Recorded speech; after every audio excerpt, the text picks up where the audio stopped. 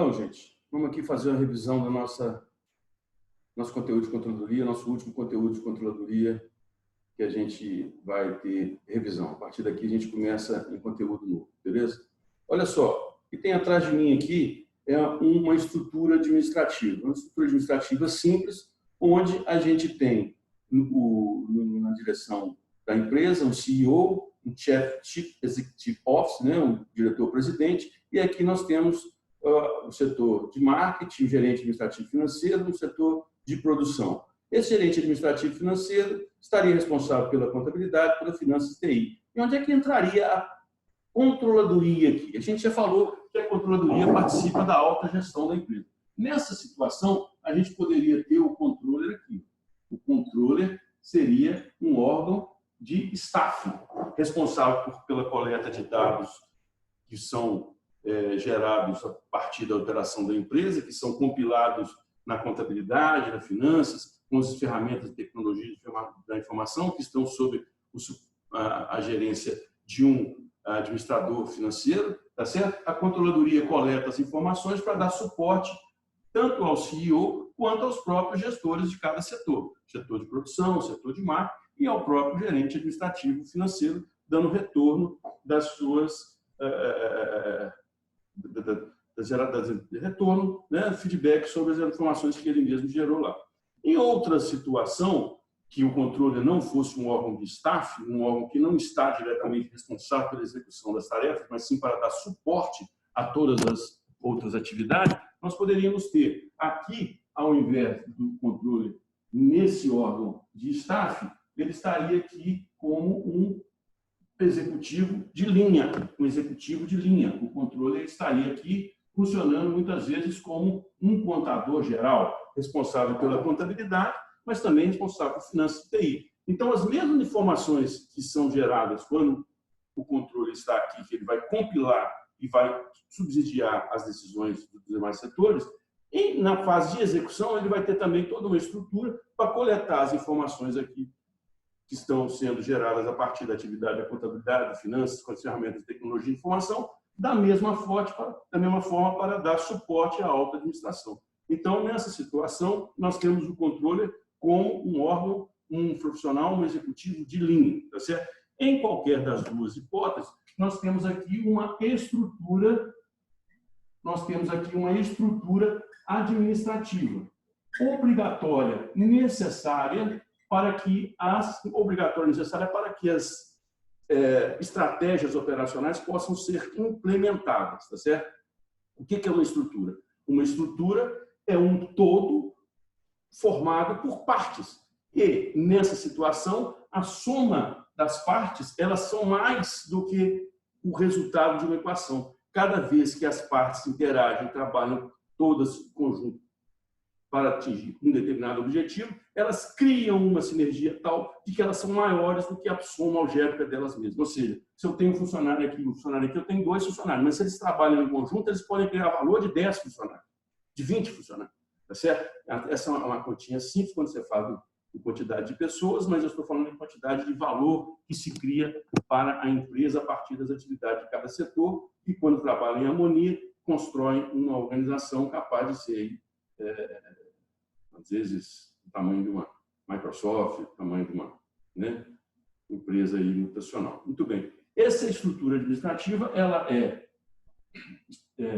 feita, pode ter outras formas, existem outras formas, essa aqui é uma forma departamentalizada. A departamentalização ela possibilita a especialização dos atores de cada uma dessas funções aqui. Essa especialização ela é profícua para que possa ser dada, inclusive, mais responsabilidade a cada um dos gestores desses órgãos aqui, tá certo?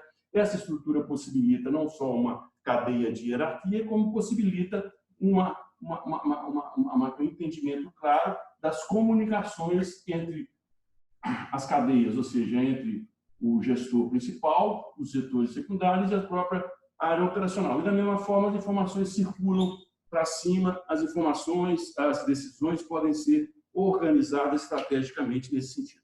Para isso, a gente vai também... Então, como eu ia dizendo, essa estrutura administrativa ela permite organizar os setores de forma que organizar a empresa de forma que o planejamento estratégico possa ser implementado. Vamos dividir aqui uns slides aqui que pode facilitar para que eu possa passar para vocês essa situação.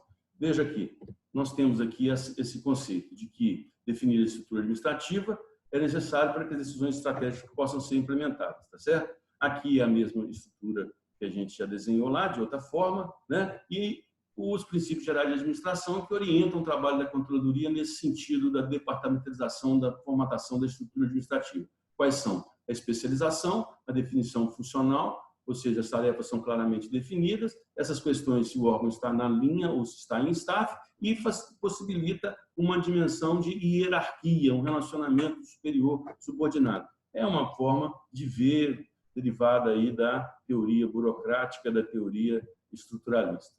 Muito bem, essa é uma capacidade que essa departamentalização tem, de que os gestores, que possibilita aos gestores ocupar seus tempos, distribuir os seus esforços naquilo que é relevante, naquilo que é importante, naquilo que foi dado a ele como tarefa.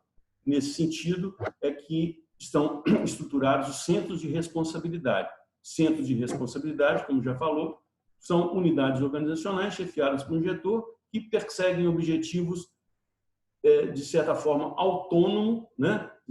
Tem decisão, tem capacidade de decidir sobre a utilização dos seus recursos, né? E esses centros de responsabilidade possibilitam mensurar tanto os recursos que são a eles aplicados, quanto o resultado do trabalho e o resultado em termos práticos, os outputs, ou seja, o que foi produzido por aquele setor, seja através de produção de informação ou de próprios produtos comercializados pela empresa, certo? Eles têm objetivos de focalizar a atenção diretora, ampliar o nível de responsabilidade, ampliar o nível de controle, né? E possibilita a descentralização da gestão. Existem vantagens, existem desvantagens, existem inconvenientes, não é isso? E os principais centros de responsabilidade, como a gente já viu, são o centro de custo, na qual o gestor tem gestão apenas sobre o custo, não tem gestão sobre a receita. Centro de receita, que, pelo contrário, o gestor tem gestão sobre a receita, mas os custos não. É como, por exemplo, o escritório de vendas, onde a diretoria coloca lá numa determinada região um escritório para executar vendas, e essas vendas são dadas como meta. A despesa lá do aluguel da sala não é relevante, né? E o gestor ali ele vai ter responsabilidade por atingir aquela meta de receita. Já o centro de lucro, o gestor tem responsabilidade sobre custos, receitas, então ele vai ter uma meta de atingir um resultado, tá certo? Um resultado. Muito bem. O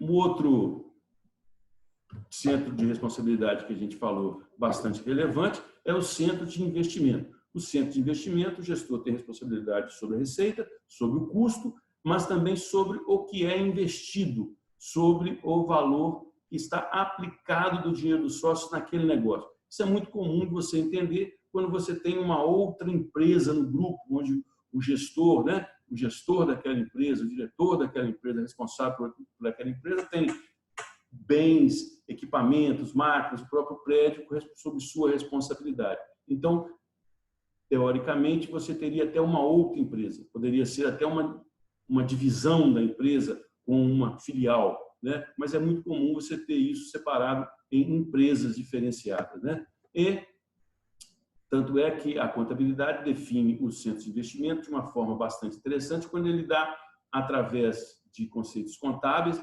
essa mesma definição de centro de responsabilidade, mas agora como segmento operacional. Segmento operacional, lá na norma brasileira de contabilidade PG 22, determina que um segmento operacional é um componente da entidade, né, quando ele tem praticamente as mesmas características de um centro de investimento. Assim, ele desenvolve negócios, que gera receitas, né, incorre despesas, não é isso? Mas ele também, os resultados dele são importantes para a tomada de decisões, né? E também haja informação financeira individualizada disponível. O que é essa informação financeira individualizada disponível para um segmento operacional definido pela norma brasileira PG 22?